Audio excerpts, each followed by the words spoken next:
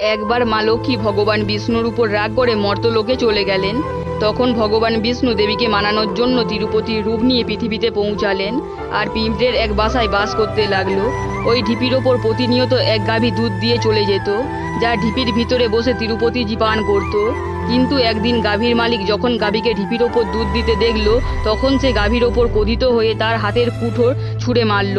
এই দেখে তিরুপতি বালাজি গাভীকে বাঁচানোর জন্য এগিয়ে আসলেন। তখন তার মাথায় কুড়ালের আঘাত লাগলো আর ওই ক্ষতস্থান থেকে চুল উঠে গেল। তখন ভগবান বিষ্ণুর সহধর্মিণী লীলাদেবী এটা দেখে তার মাথায় চুল ছিঁড়ে তিরুপতি বালাজির মাথায় লাগিয়ে দিলেন। তখন ওনার মাথার ক্ষতস্থান ঠিক হয়ে গেল। তখন তিরুপতি বালাজি বললেন, আপনি আমার জন্য আপনার চুল ত্যাগ করেছেন, আজকের পর থেকে যেই ভক্ত চুল ত্যাগ করবে আমি তার সকল ইচ্ছা পূরণ করব। তখন থেকেই ভক্তরা তিরুপতি বালাজির মন্দিরে চুল দান করেন। প্রিয় দর্শক, কমেন্টে জয় তিরুপতি বালাজি অবশ্যই লিখবেন।